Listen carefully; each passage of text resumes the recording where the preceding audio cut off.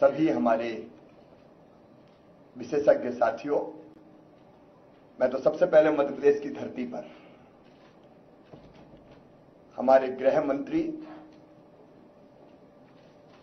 सहकारिता मंत्री श्रीमान अमित शाह जी का मध्य प्रदेश की 7.5 करोड़ जनता की ओर से, केवल आपकी ओर से नहीं सबकी ओर से हृदय से स्वागत करता हूं, अभिनंदन करता हूं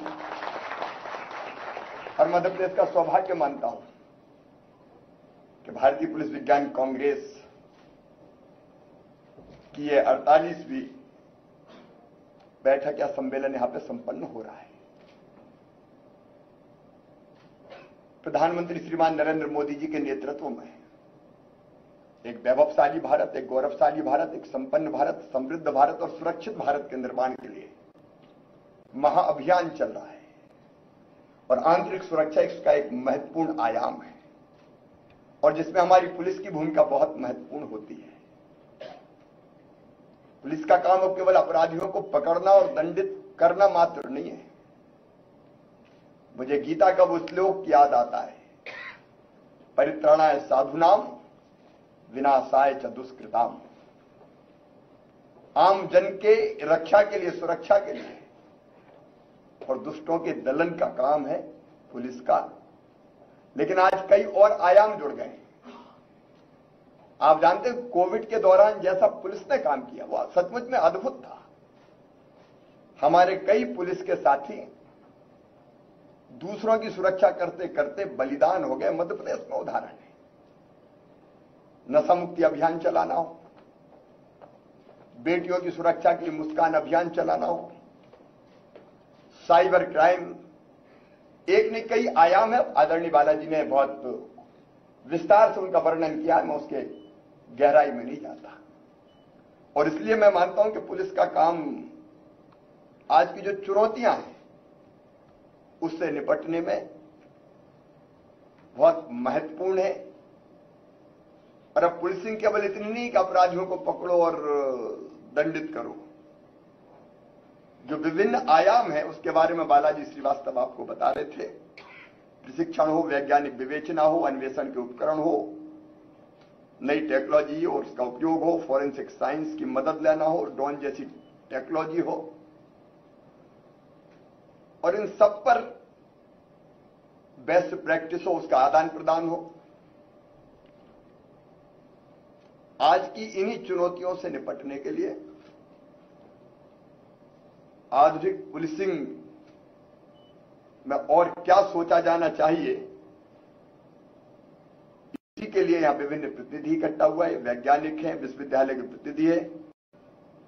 मैं सबका यहां हृदय से स्वागत करता हूं और पूरा विश्वास है कि चिंतन से जरूर, इस मंथन से जरूर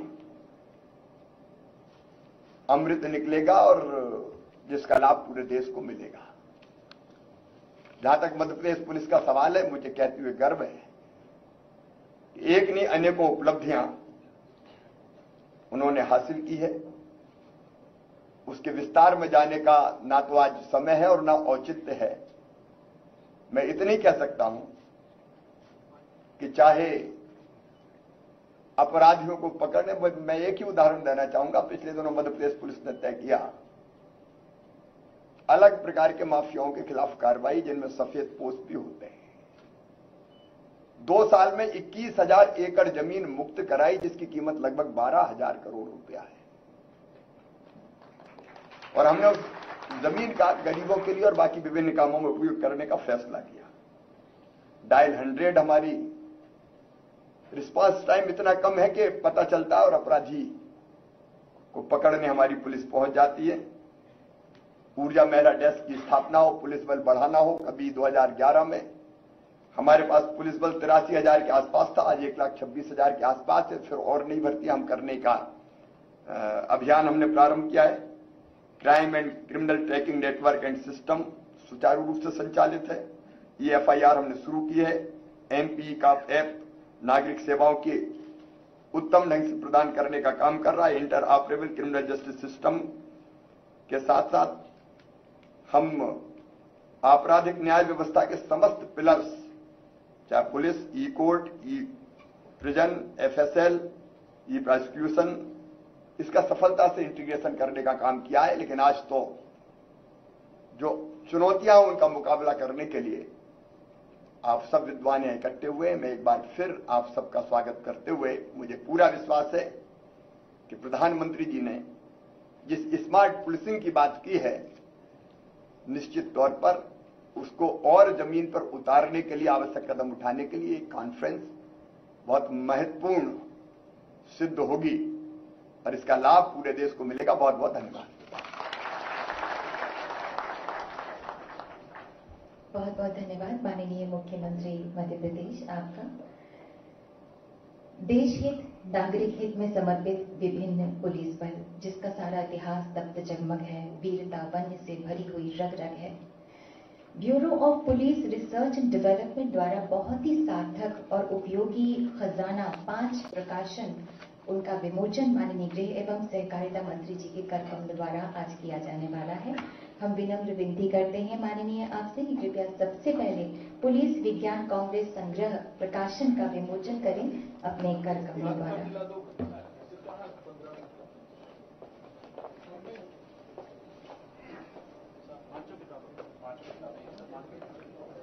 इसके अलावा दूसरी पुस्तक है माननीय पुलिस विज्ञान पत्रिका प्रकाशन।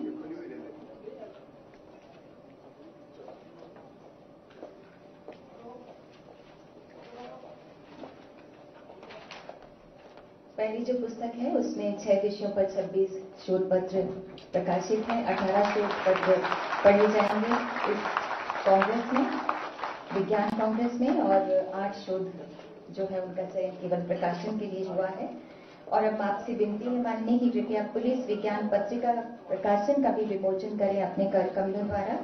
माननीय 145वां अंक है। इसमें मानव तस्करी, किशोर न्याय के आधार, सोशल मीडिया, महिलाओं की सुरक्षा, चुनौतियां और पुलिस की भूमिका इत्यादि विषयों पर लेख इसमें प्रकाशित हैं।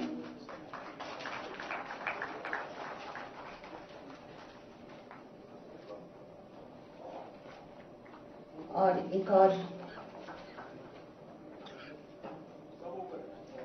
पुस्तक है। सभी एक एक करके सभी माननीय गृह मंत्री जी के कर कमलों द्वारा पुस्तकों का विमोचन किया गया। 5 किताबें थी ये।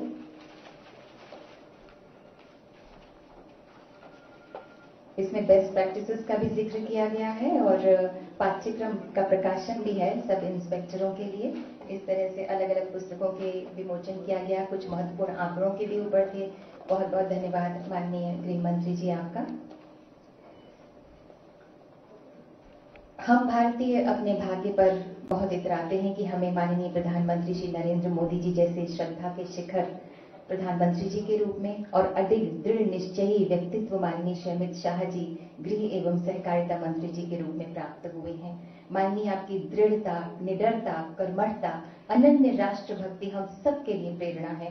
आपकी अथक देश सेवा की प्रतिज्ञा हम सब के मन में देश सेवा के लिए कुछ नया कर गुजरने का जज्बा पैदा कर देता है। आपसे हमारी विनम्र अनुनय है माननीय कि कृपया हम सब का मार्गदर्शन करें, हमें शुभकामनाएं दें, आशीर्वाद दें।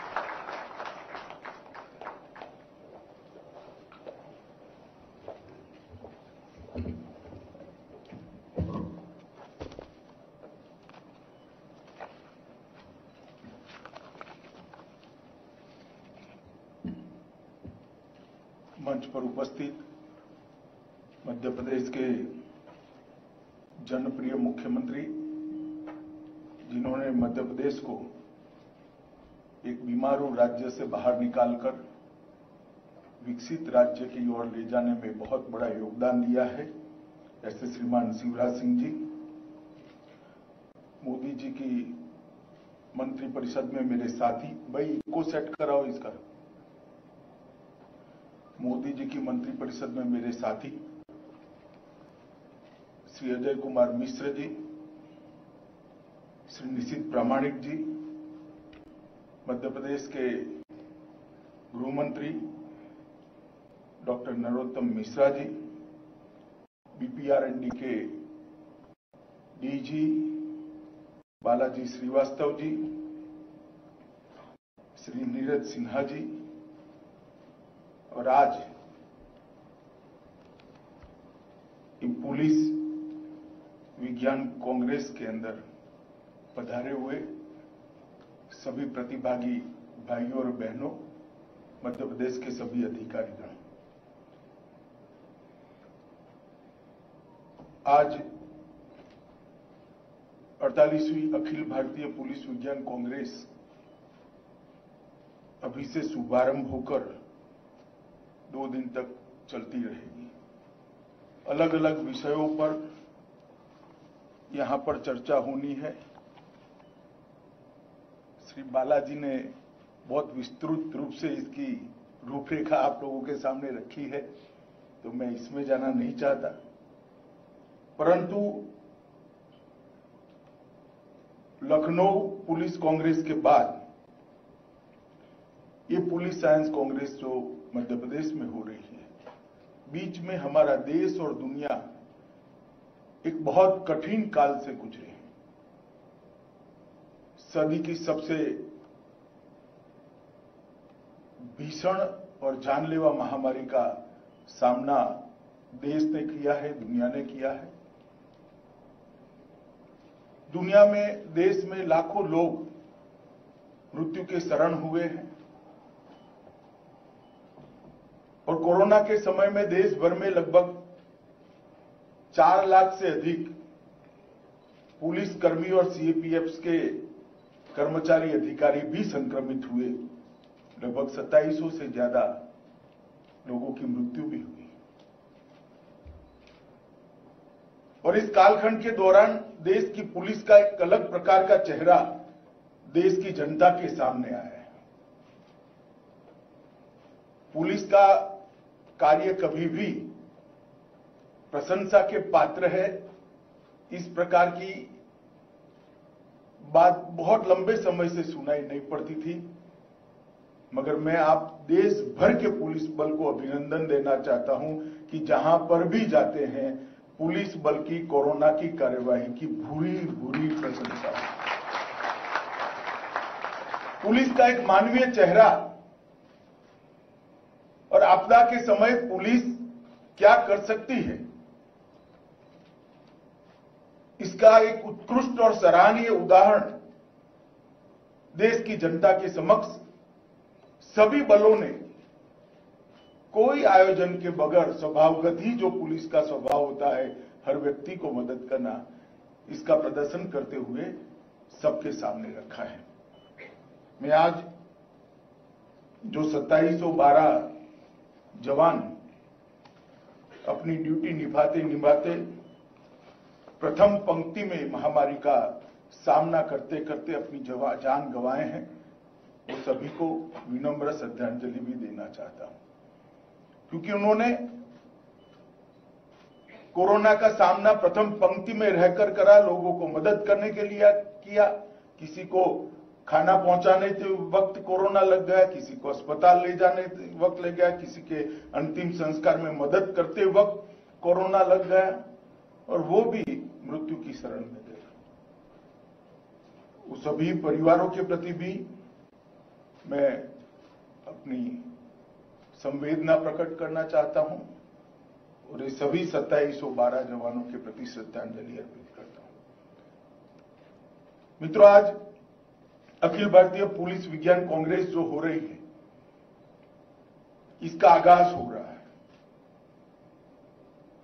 अखिल भारतीय विज्ञान कांग्रेस का पूरे देश की पुलिसिंग में बहुत महत्वपूर्ण योगदान है। 2 दृष्टि से महत्वपूर्ण योगदान है। हमारे संविधान में पुलिस को राज्यों का सब्जेक्ट, आंतरिक सुरक्षा को राज्यों का विषय माना गया है और ये सर्वथा ठीक ही भी है, इसमें कोई बदलाव की जरूरत नहीं है। तो जब संविधान बना तब से लेकर आज तक देश के अपराध और देश के पुलिस के सामने बहुत बड़ी चुनौती आई है। अपराध की दुनिया में बहुत नए नए आयाम भी जुड़ गए और कुछ चीजें ऐसी उभर कर आई है जिसमें देश भर की पुलिस को एक वाक्यता के साथ काम करना पड़ेगा, एक दूसरे के साथ सामंजस्य से काम करना पड़ेगा, अन्यथा आप इसकी उस चुनौतियों का सामना नहीं कर सकते। और दूसरी ओर कानून और व्यवस्था राज्य का विषय है, तो पुलिस राज्यों की चुनी हुई सरकार के निर्देशन में चलती है। तो उस वक्त बहुत बड़ा संकट होता है संकलन का, एक समान रिस्पॉन्ड का। जैसे नॉर्थ ईस्ट थिएटर है, 8 राज्य है, 8 राज्य सरकारें हैं, 8 राज्यों के पुलिस के अलग अलग यूनिट है, मगर एक समान चुनौती है हथियारी ग्रुपों की। वामपंथी उग्रवाद का क्षेत्र है, कई सारे राज्य मध्य भारत में और पूर्वी भारत में इसकी चपेट में थे। वहां पर भी राज्य अलग अलग है, मगर चुनौती एक समान है। उन लोगों के बीच में वामपंथी उनका कोई संविधान नहीं है, वो एक कड़ी से काम करते हैं, एक सब जुड़कर करते हैं। तो उसका सामना पुलिस कैसे करेगी? इसके लिए समन्वय की जरूरत है, एक नीति की जरूरत है और एक वाक्यता की भी जरूरत है। जैसे देश के पूर्वी क्षेत्र में घुसपैठ, देश के पश्चिमी क्षेत्र में जहां जहां हमारी पड़ोसियों से सीमा लगती है, वहां ड्रोन से नकली नोटों का ड्रॉप करना, हथियारों का ड्रॉपिंग, ड्रोन से हमले, ये सारी चुनौतियां एक नहीं अनेक राज्यों के सामने एक समान प्रकार से। अगर राज्य की पुलिस आइसोलेशन में काम करती है तो ये सारी चुनौतियों का हम सामना ढंग से नहीं कर सकते। तो संविधान को बदलने की जरूरत नहीं है, परंतु अखिल भारतीय पुलिस विज्ञान कांग्रेस और डीजी कॉन्फ्रेंस जैसे मीटिंगों के माध्यम से, उपकरणों के माध्यम से कुछ राज्य मिलकर अपने क्षेत्र विशेष की समस्याओं का यहां चर्चा कर सकते हैं, एक समान नीति बना सकते हैं। और कुछ पूरे देश भर के सामने चुनौतियां हैं, जैसे ड्रग्स, हवाला transactions, cyber frauds. Cyber fraud में आज झारखंड में बैठकर कोई मध्य प्रदेश के व्यक्ति के साथ चीटिंग कर सकता है। तो कुछ देश भर के पुलिस के सामने समान चैलेंजेस हैं, उसके लिए विचार विमर्श कहां हो, उसके लिए साझा रणनीति कहां बने, उसके लिए एक वाक्यता के साथ काम करने के लिए संवाद का माध्यम क्या हो। तो मैं मानता हूं कि पुलिस विज्ञान कांग्रेस जो है, इसके लिए बहुत आइडियल फोरम है। और बीपीआरएनडी के तत्वाधान में ये जो मीटिंग होती है, वो हमारी ये लैकुना को बहुत अच्छे तरीके से भरकर समान प्रकार की चुनौतियों को देश भर की पुलिस को एक प्लेटफॉर्म पर लाकर इसका सामना करने का एक प्लेटफॉर्म उपलब्ध कराती है। और उस दृष्टि से मेरा बीपीआरएनडी को आग्रह भी है कि इसके कार्यक्रमों की रचना, इसके सत्रों की रचना की जाए, अब समान प्रकार के चुनौतियों का सामना करने के लिए देश भर की पुलिस की एक रणनीति हो। इस विषय को भी बहुत अच्छे तरीके से आपके सत्र में, आपके चर्चा सत्र में और आपके निष्कर्षों के अंदर भी इसको जगह देनी चाहिए, तभी जाकर इस कॉन्फ्रेंस का उद्देश्य हल होता है। एक उद्देश्य तो ये है। दूसरा उद्देश्य, जैसा मैंने कहा कि अपराधी ठहरते नहीं हैं, कुछ आदतन अपराधी होते हैं, कुछ मजबूरी से बनते हैं, मगर दुनिया भर की अद्यतन टेक्नोलॉजी से अब वो लैस होते जा रहे हैं। और ये बहुत जरूरी है कि पुलिस अपराधी से 2 कदम आगे रहे। अगर अपराधी से 2 कदम आगे रहना है तो पुलिस को भी आधुनिक बनना पड़ेगा, टेक्नो सेवी बनना पड़ेगा और टेक्नोलॉजी के उपयोग का बीट तक परकोलेशन करना पड़ेगा। जब तक कांस्टेबल, हेड कांस्टेबल तक ये टेक्नोलॉजी के संस्कार नहीं जाते हैं, हम नए प्रकार के अपराधों के खिलाफ नहीं लड़ सकते। और इसके लिए भी बीपीआरएनडी ने एक प्लेटफॉर्म उपलब्ध कराया है। ढेर सारी संगोष्ठियों के माध्यम से ट्रेनिंग के विषय तय करना, ट्रेनिंग के विषय के अंदर चुनौतियों को एड्रेस कर लेना और चर्चा सत्रों से समाधान ढूंढकर इसको भी ट्रेनिंग के अंदर समाहित करना। और देश की पुलिसिंग में धीरे धीरे धीरे देश भर के देश की पुलिस में ये परिवर्तन विगत 10 सालों में हम अच्छे से देख रहे हैं। ये भी पुलिस साइंस कांग्रेस का एक उद्देश्य है। ये दोनों उद्देश्यों से all India police science Congress का महत्व भी है और इसके बगैर हम देश की आंतरिक सुरक्षा को सुनिश्चित नहीं कर सकते। मित्रों, मैं आज यहां आया हूं तब आप सबके सामने एक बात निश्चित करना चाहता हूं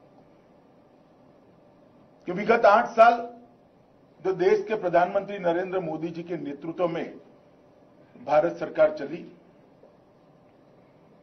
और ये 8 सालों में कई सालों से लंबित हमारे 3 ऐसे क्षेत्र थे जो नासूर बने हुए थे, जो हमारे लिए आंतरिक सुरक्षा के लिए खतरा बने हुए थे। एक कश्मीर की समस्या, एक वामपंथी उग्रवाद की समस्या और नॉर्थ ईस्ट क्षेत्र में नारकोटिक्स और हथियारी ग्रुपों की समस्या। कई सालों से हम इसको देख रहे हैं। यहां कुछ रिटायर्ड अधिकारी भी है, उन्होंने जब सर्विस में ज्वाइन हुए तो तब भी ये समस्या सुनी होगी और रिटायर हुए तब भी इसको टाटा कर निकले होंगे। ये बहुत पुरानी समस्या थी, मगर आज मैं संतोष के साथ कह सकता हूं ये तीनों थिएटर के अंदर नरेंद्र मोदी सरकार ने बहुत तरीके से, सातत्यपूर्ण तरीके से, वैज्ञानिक तरीके से समस्याओं को एड्रेस करते हुए लगभग इस समस्याओं के समाधान की दिशा में काफी बड़ी सफलता हासिल करी। चाहे वो कश्मीर की समस्या हो, चाहे वामपंथी उग्रवाद की समस्या हो, चाहे नॉर्थ ईस्ट के अंदर हथियारी ग्रुपों की बात हो। ढेर सारे हथियारी ग्रुपों ने हथियार डाले, मेन स्ट्रीम के अंदर आए हैं। धारा 370 जाने के बाद कश्मीर के अंदर एक नया उत्साह, उमंग, विकास की एक नए युग की शुरुआत हुई। आतंकवाद के ऊपर हमारी सुरक्षा एजेंसियों का बिल्कुल कमांडिंग वर्चस्व दिखाई पड़ सकता है और वामपंथी उग्रवाद भी समाप्त होने की दिशा में आगे बढ़ रहा है। मध्य प्रदेश जैसे राज्य तो वामपंथी उग्रवाद से लगभग बाहर ही निकल गए।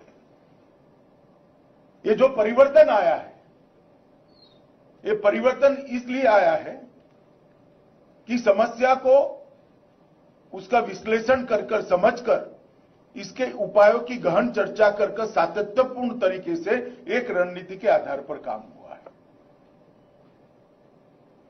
मैं इसलिए कहना चाहता हूं कि देश भर की राज्य की पुलिसों के सामने, पुलिस विभागों के सामने भी जो समस्या है उसमें भी अफसर बदलते रहे मगर पुलिस की रणनीति न बदले, इसमें सातत्य बहुत जरूरी होता है।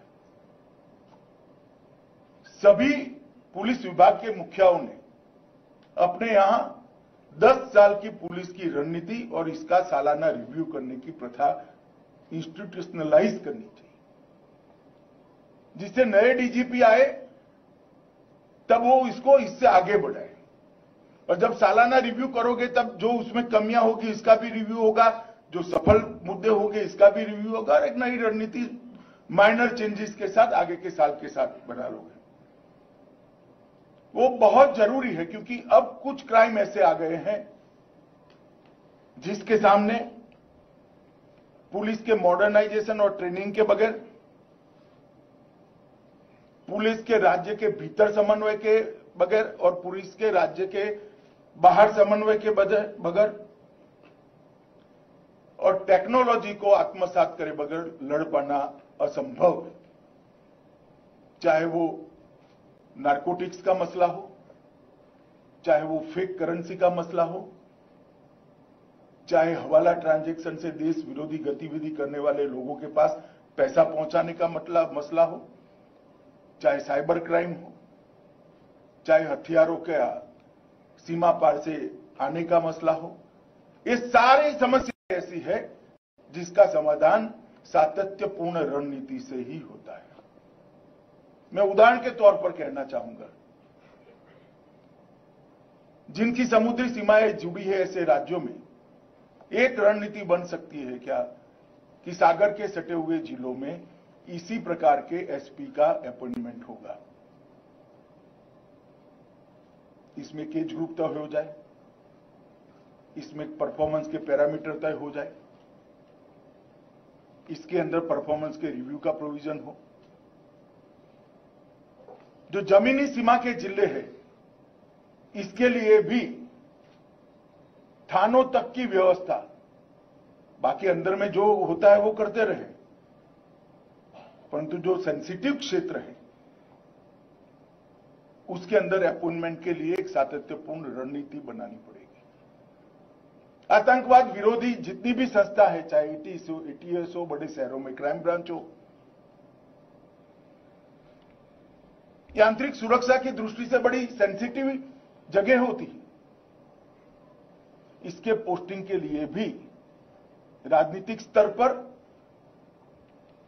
और स्टेट पुलिस के डीजी के स्तर पर एक सेंसिटिवनेस खड़ी करनी पड़ेगी। तभी जाकर ये सारी समस्याओं के खिलाफ हम लड़ पाएंगे।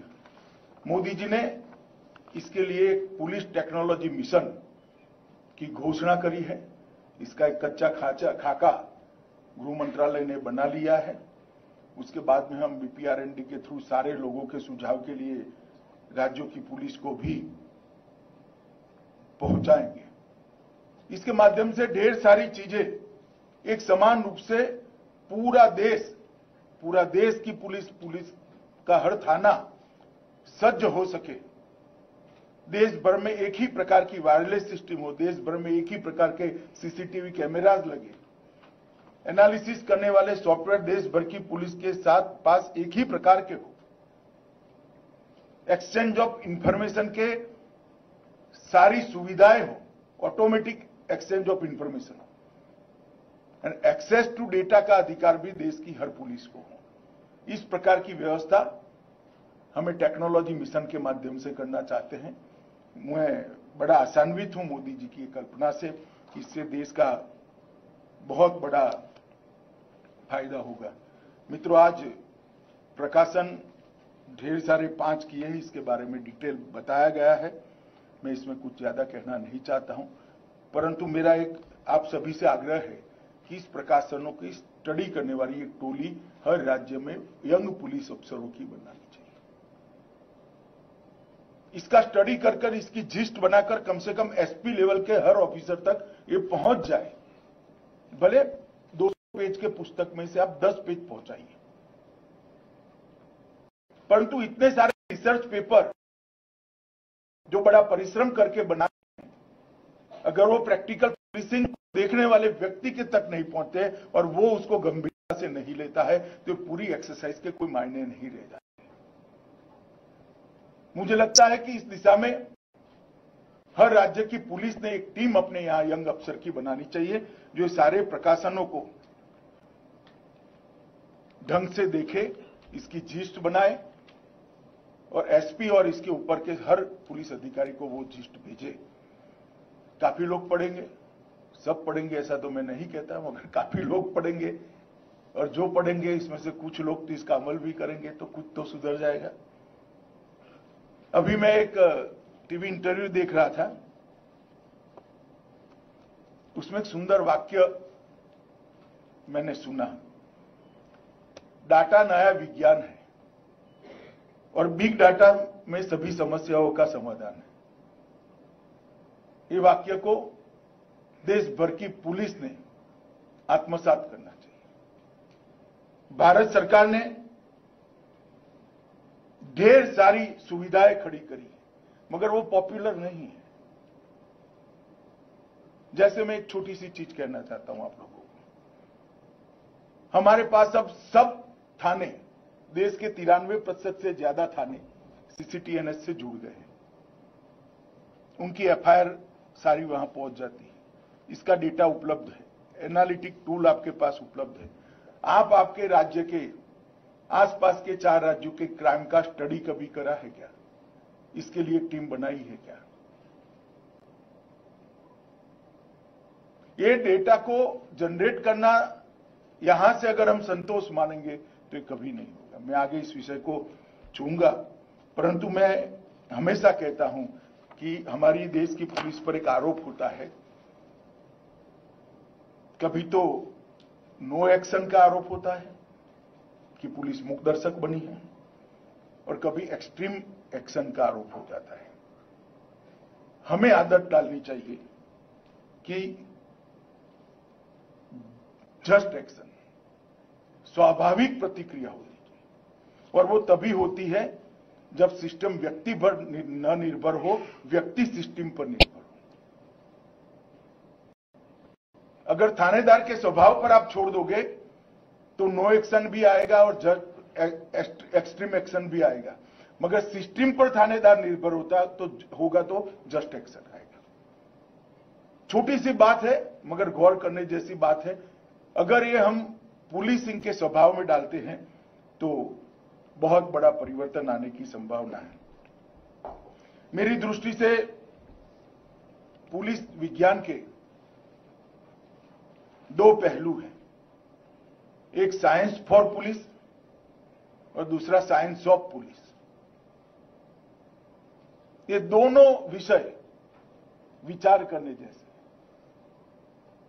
साइंस फॉर पुलिस और साइंस ऑफ पुलिस, ये दोनों विषय पर हमने ढंग से विचार करना पड़ेगा, तभी जाकर हम देश के सामने आती हुई चुनौतियों को टैकल कर पाएंगे। मित्रों, हमारे देश के पास काफी सारा है, डेमोक्रेसी है, डेमोग्राफी है, डिविडेंड है, डिमांड है, डिसिसिवनेस भी है अब, और भारत के डेस्टिनी को बदलने का हमारा निर्धार भी है। मगर तभी संभव हो सकता है जब हमारी आंतरिक सुरक्षा हम मजबूत कर लें। आंतरिक सुरक्षा को मजबूत करना है तो पुलिस को मॉडर्नाइज करना पड़ेगा, उसको सक्षम बनाने के लिए इसको ट्रेन करना पड़ेगा, अच्छी टेक्नोलॉजी से लैस करना पड़ेगा, और उनकी हेल्प के लिए एक अच्छे सिस्टम बनाने पड़ेंगे, तब जाकर ये संभव है। और मोदी जी ने जो स्मार्ट पुलिसिंग की संकल्पना हमारे सामने रखी है वो तभी जाकर चरितार्थ हो सकती है। अगर मैंने कहा डाटा में बड़ी ताकत है, अभी हमारे 16,000 से ज्यादा पुलिस स्टेशन ऑनलाइन हो चुके हैं। इसका डेटा हर रोज इकट्ठा हो रहा है, और एनसीआरबी ने सीसीटीएनएस द्वारा राज्य स्तर पर 9 सेवाओं को उपलब्ध कराया है। मेरा आग्रह है कि ये सेवाओं को आप पॉपुलर करिए, जनता में भी और पुलिस में भी। जैसे व्हीकल एनओसी का एक सिस्टम है, इसके अंदर चेसिस नंबर डालते ही अब आपको कंप्यूटर बता देता है कि चोरी की हुई कार है या नहीं है। आपको आश्चर्य होगा, सेकंड हैंड कारों के मार्केट में धड़ल्ले से कार चोरी करने वाले थोड़ा फर्जी टाइप का नंबर बम्बर चेंज कर कार को बेचकर निकल जाते हैं। ये सिस्टम इंट्रोड्यूस करने के बाद लगभग 9,000 से ज्यादा चोरी की हुई कारों को स्पॉट पर पकड़ा गया है, और खरीदने वालों को चोरी हुई कार खरीदने से बचाया गया है। मगर ये सिस्टम इतनी पॉपुलर नहीं, इतने बड़े देश में 9,000 का आंकड़ा 1.5 साल में संतोषजनक नहीं है। कौन इसको नीचे तक पहुंचाएगा? और ऐसी कॉन्फ्रेंस के माध्यम से ही ऐसी चर्चा होकर ये नीचे परकोलेट हो। मिसिंग पर्सन सर्च का जो हमारा सर्च इंजन बनाया है, एनसीआरबी ने अपने डेटा में से ही खंगाल कर निकाला है। अब तक 14,000 लोग ढूंढ निकाले, मगर ये भी आंकड़ा पर्याप्त नहीं। एक नफीस कर सेवा भी हम आगे ले जाने वाले हैं। मैं आपको बताना चाहता हूं, देश भर की पुलिस के पास करोड़ों में फिंगरप्रिंट्स का डेटा है, एनसीआरबी के पास भी 1.5 करोड़ के आसपास है। थोड़ा विस्तार होगा, मगर मैं डिटेल में जरूर बताना चाहूंगा, क्योंकि ये पॉपुलर करने जैसी सिस्टम्स हैं। अभी हम क्या करते हैं कि घर पर चोरी हुई या खून हुआ है, धाड़ हो गई, तो वहां से फिंगरप्रिंट कलेक्ट करते हैं। उसमें से घर वालों के फिंगरप्रिंट कलेक्ट कर उसको सेपरेट कर ये गुनाह करने वाले के फिंगरप्रिंट है पकड़ते हैं। फिर गुनेगार को पकड़ कर लाते हैं और फिंगरप्रिंट से मैच करते हैं। नफीस के माध्यम से क्या होगा, वो हर पुलिस थाने में अब उपलब्ध हो सकता है ये पूरा डाटा। तो जैसे ही घर से चोरी करने वाले का या खून करने वाले का फिंगरप्रिंट उपलब्ध हुआ, उसको कंप्यूटर में डालेंगे। अगर वो डेटा में है तो 1.5 मिनट के अंदर वो सर्च कर आपको नाम दे देगा कि फिंगरप्रिंट फलाने व्यक्ति का है। तो चोर को पकड़कर सजा कराने के लिए फिंगरप्रिंट का उपयोग करने की जगह चोर को पकड़ने के लिए ही फिंगरप्रिंट का उपयोग होगा। फिर तो आपको वो व्यक्ति को ढूंढना है। कितना बड़ा अंतर आएगा बताइए। परंतु ये सिस्टम तभी ऑपरेट हो सकती है जब आपके थाने की ट्रेनिंग के अंदर का ये हिस्सा हो। सीसीटीएनएस की जितनी भी सेवाएं हैं, 9 की 9 सिटीजन सेवाओं को हर थाने तक पहुंचाने का काम देश भर की पुलिस ने करना चाहिए। इसी तरह से एनआईओ को हम आतंकवादी मामले, नारकोटिक्स के मामले, बम विस्फोट के मामले और विमान अपहरण के मामले, ये सभी मामलों में एक डेटाबेस का स्तंभ है। ये भी लगभग 2-3 महीने में समाप्त हो जाएगा। मेरा आपका अनुरोध है, सारी एफआईआरों पर, ये सारे डेटा पर स्टडी करने के लिए आपके आतंकवाद रोधी दस्ते को आपने एक्टिव करना चाहिए। नारकोटिक्स के मामले में एनसीबी को डेटाबेस तैयार करने के लिए कहा है और आईसीजीएस के अंदर inter operable criminal justice system के अंदर भी ढेर सारा डेटा तैयार हुआ है। यौन अपराधियों के राष्ट्रीय डेटाबेस एनडीएसओ भी तैयार किया है। परंतु ये सब तभी उपयोग हो सकता है जब इसको थाने की पुलिस की ट्रेनिंग का हम हिस्सा बनाएंगे। ये मैंने साइंस फॉर पुलिस के लिए कहा है।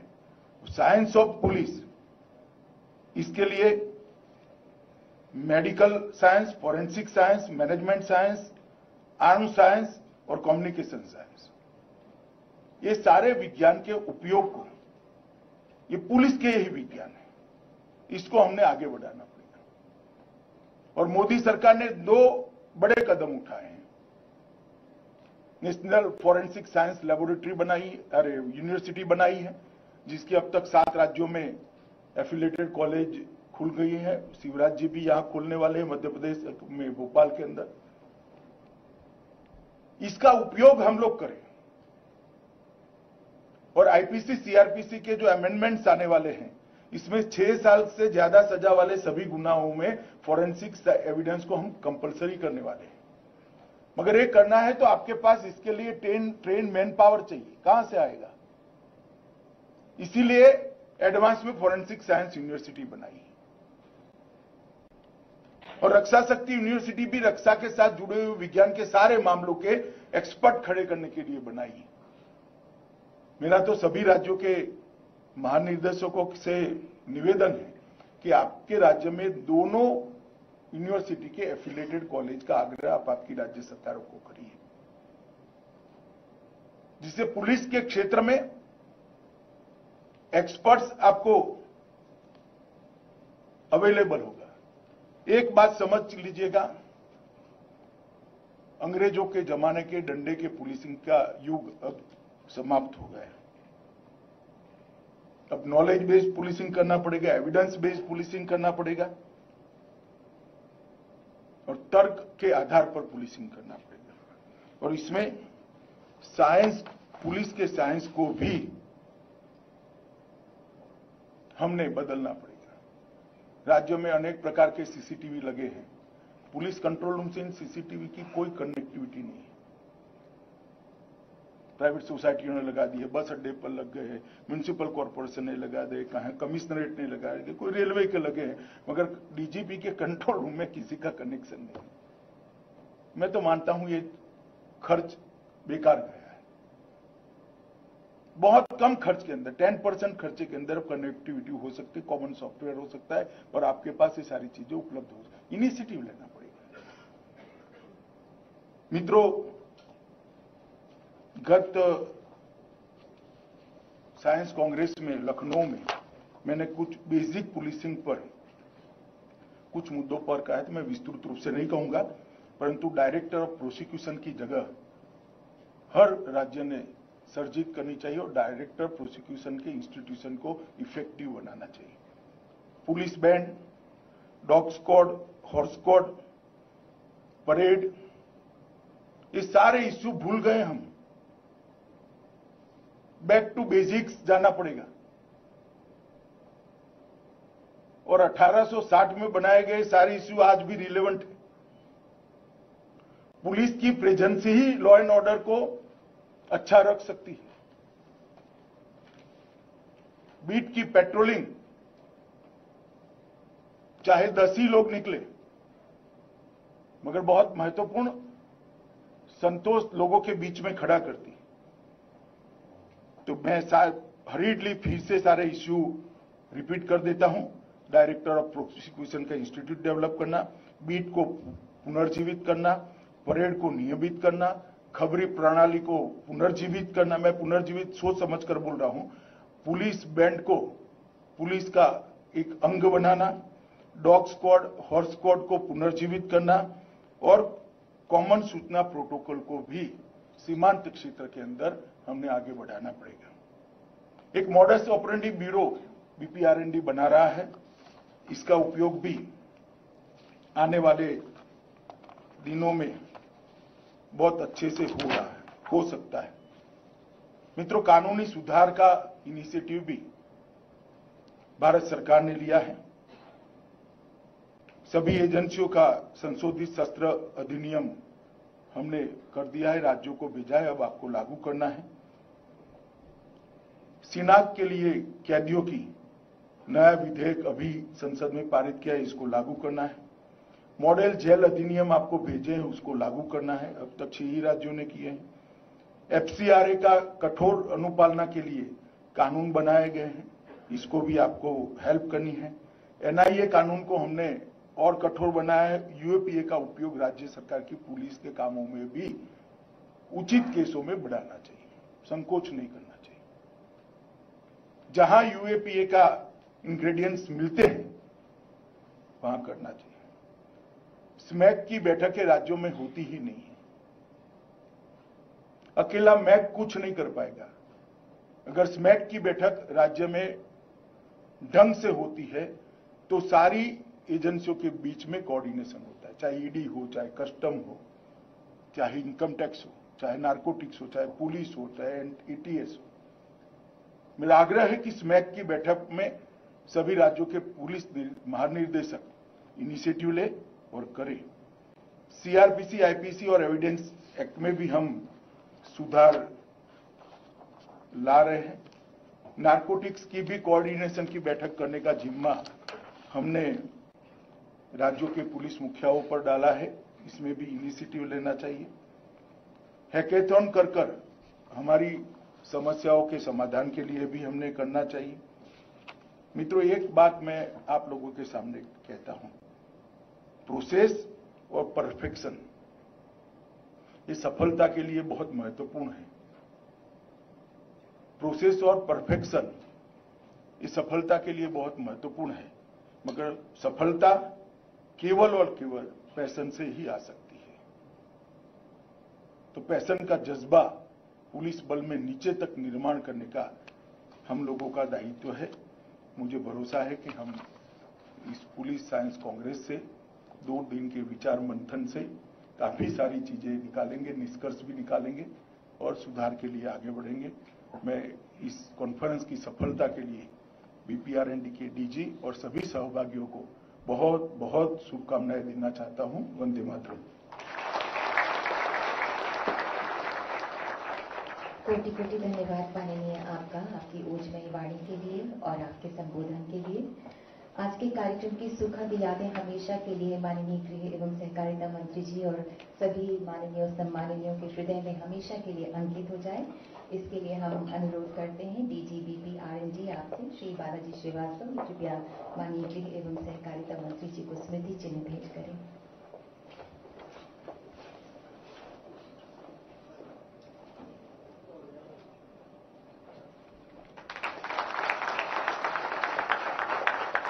और अब आपसे पुनः अनुरोध डीजी श्री बालाजी श्रीवास्तव जी कृपया माननीय मुख्यमंत्री मध्य प्रदेश को स्मृति चिन्ह भेंट करें। और अब मेरा निवेदन है एडीजी श्री नीरज सिन्हा तथा डायरेक्टर सीएपीटी श्री पवन श्रीवास्तव से भी कृपया माननीय सम्माननीय अन्य गणमान्यों को भी स्मृति चिन्ह प्रदान करें। माननीय श्री अजय कुमार मिश्रा जी, माननीय श्री निशीत प्रामाणिक जी, माननीय डॉक्टर नरोत्तम मिश्रा जी।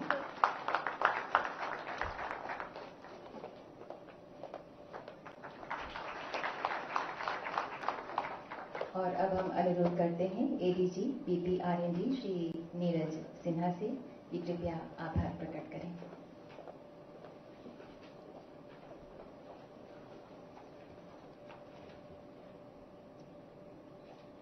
माननीय केंद्रीय गृह मंत्री और सहकारिता मंत्री श्री अमित शाह जी, माननीय मुख्यमंत्री मध्य प्रदेश श्री शिवराज सिंह चौहान जी, माननीय केंद्रीय गृह राज्य मंत्री द्वय श्री अजय कुमार मिश्रा जी एवं श्री निशीत प्रामाणिक जी, माननीय गृह मंत्री मध्य प्रदेश डॉक्टर नरोत्तम मिश्र, पुलिस अनुसंधान एवं विकास ब्यूरो के महानिदेशक श्री बालाजी श्रीवास्तव, गृह मंत्रालय भारत सरकार, केंद्रीय संस्थाओं, राज्य सरकारों तथा मध्य प्रदेश सरकार के वरीय अधिकारीगण, ब्यूरो में मेरी सहयोगी और इस 2 दिवसीय अखिल भारतीय पुलिस विज्ञान कांग्रेस की सचिव श्रीमती अनुपमा नीलेकर चंद्रा, सीएपीटी भोपाल के निदेशक श्री पवन श्रीवास्तव, कार्यक्षेत्र विशेषज्ञ तथा देश के कोने कोने से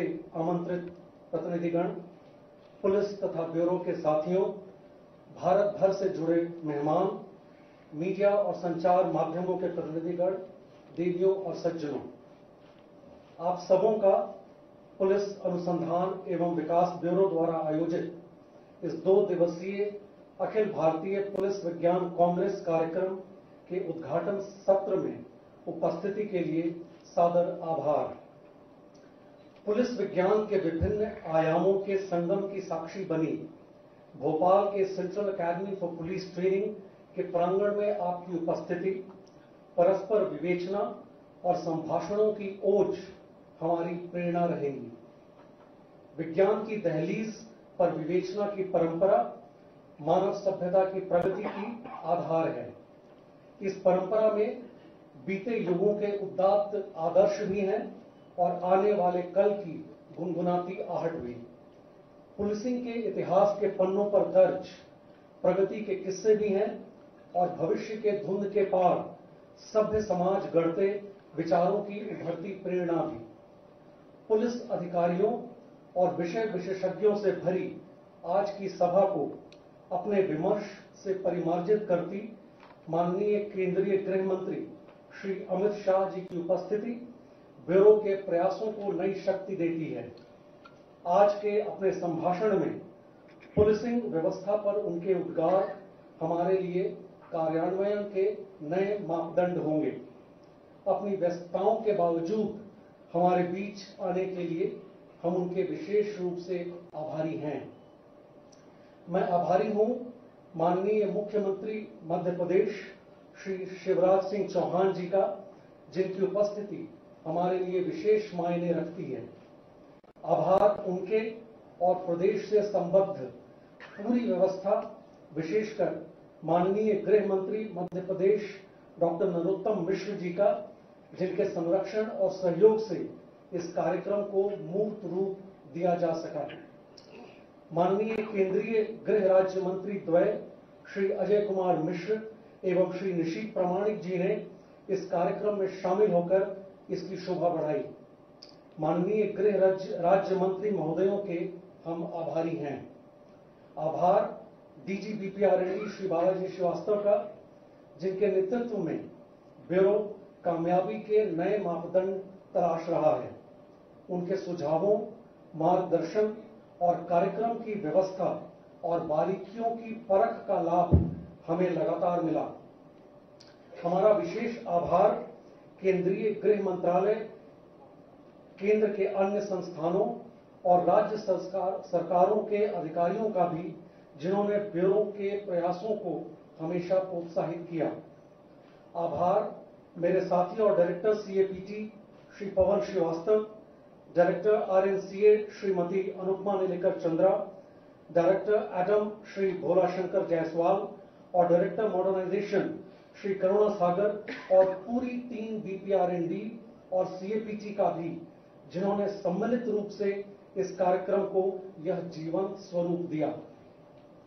धन्यवाद मीडिया से आए उन सभी साथियों का जो हमारे साथ जुड़े और पुलिसिंग की विधा में हो रहे प्रयासों के संप्रेषण में सहयोग दिया। पुलिस विज्ञान कांग्रेस हमारी कोशिशों और आकांक्षाओं का प्रतीक है। स्वस्थ और प्रगतिशील पुलिसिंग की परिकल्पना किसी भी शासन व्यवस्था के लिए एक सुखद स्वप्न की अनुभूति सा है। गृह मंत्रालय और विशेषकर माननीय केंद्रीय गृह मंत्री के मार्गदर्शन में ब्यूरो खुली आंखों के इस साझा सपने को जमीनी हकीकत की सच्चाई में तब्दील करने को कृत संकल्प भी है और प्रस्तुत भी। पुलिसिंग और कारागार व्यवस्था के सवाल गहरे और कठिन हैं, लेकिन आप सभी डेलीगेट्स की उपस्थिति इस बात का संकेत है कि सवालों के गहन अंधेरे में भी परस्पर सहयोग की रोशनी से रास्ते ढूंढे जा सकते हैं। पुलिस और जेल व्यवस्था की चुनौतियों से निपटने के हमारे प्रयासों को अपनी उपस्थिति और विमर्श का संबल देने के लिए आप सबों का एक बार फिर आभार। धन्यवाद। धन्यवाद। अभी राष्ट्रगान का माननीय आपसे निवेदन है कि कृपया थोड़ी देर रुक जाएं। आप सभी से निवेदन है कृपया अपने स्थान पर खड़े हो जाएं राष्ट्रगान के लिए।